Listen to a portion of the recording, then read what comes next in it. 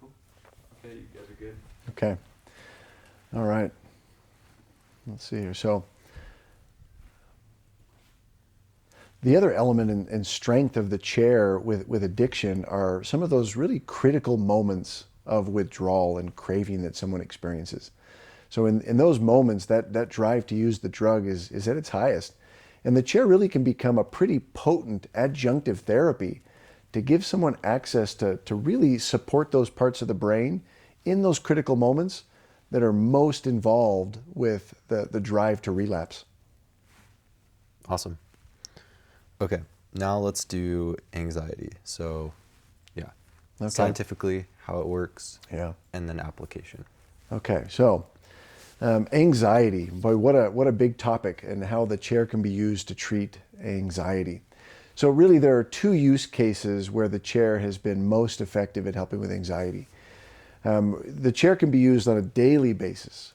On a daily basis, we seem to be affecting those dopamine levels, and we'll get kind of a broad long-term change. And so we've seen over time in the clinical trials that the use of the chair on a sustained basis, 10 minutes a day, 5 days a week, over the course of 2 to 4 weeks, we'll get a statistically significant reduction in HAM-A scores, which are kind of diagnostic of generalized anxiety disorder. Now these are studies and claims that are ongoing, and we're preparing them for FDA submissions at this point. The other way that the chair can be used is more on a spot basis. So let's say somebody comes into a clinic and they're going to get therapeutic intervention 1 time per week, and they sit on that chair before they go into session.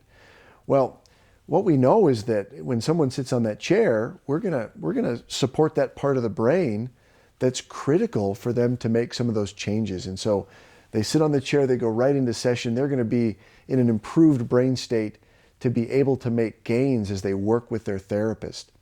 And so here we have a different scenario where some of those underlying behavioral and thought causes of anxiety can be more effectively addressed, so that they're going to be able to control those things on their own a little bit better with the help of their therapeutic interventions throughout the week. So we've got kind of 2 different approaches of how we could use this to treat anxiety.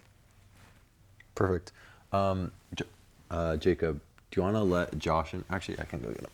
Oh, I didn't know someone was coming. Yeah, he just wants to come watch. He just texted me. Cool. Hey, come on in. What's up? How we doing? We're filming with Dr. Bills. Hey, doctor. I haven't met you yet, Josh. Josh, Kyle.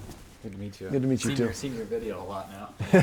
Oh man. All the time. So, how you doing? So yeah, right now we're just talking about different applications of the chair, Okay. so we can show this to therapists when we're talking with them and stuff. Okay. Make sure it stops recording to like pay attention, because I think it's gonna run out of storage soon. We can stop the video now and switch it, or we can keep going. What would you prefer? One more answer. Let's do it. Yeah, we'll do one more. Let's Okay. max out this SD card. Let's do. Yeah, that's fine. Okay. Let's I'll do just watch it.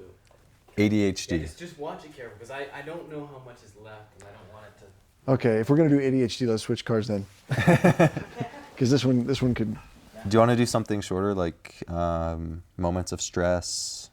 Yeah, we can do moments of stress. Okay, let's do moments of Okay. stress. Okay. During some of the most challenging moments of stress, the chair can be a serious support. In those moments of, for example, well, let's say I don't want to say that. For example, if someone's experiencing a particularly potent moment of stress, the chair can be used in that moment to help to simply calm things down a little bit. So when they have access to the chair on an ongoing basis, it can be integrated into lifestyle in a way that can be pretty profound. Okay. So do you want to elaborate a little bit on those profound ways of integrating it? Are we talking about people having chairs at home? Yeah. Let's say that. Okay. Yeah. I mean, just in general. So it could be if they're at home, if they're at work, whatever. At home, at work, at play? Yeah. Wherever it is. If they have access to the chair, Well, yeah. how could it help with this? Oh, yeah. So in those moments of crisis where someone's really struggling, that would be the moment to take your 10-minute break. You go over, you sit on that chair. After about 5 minutes, you're going to start to feel that those thoughts calm down. Everything starts to relax a little bit, and it'll charge you up to be able to kind of attack the rest of the day. Perfect. Should we switch out the card? Yeah, we can switch it out. Okay. Then we got some ADHD coming up. Make sure in your notes to mark what videos were on the second video. Yeah, I have it all tracked right here.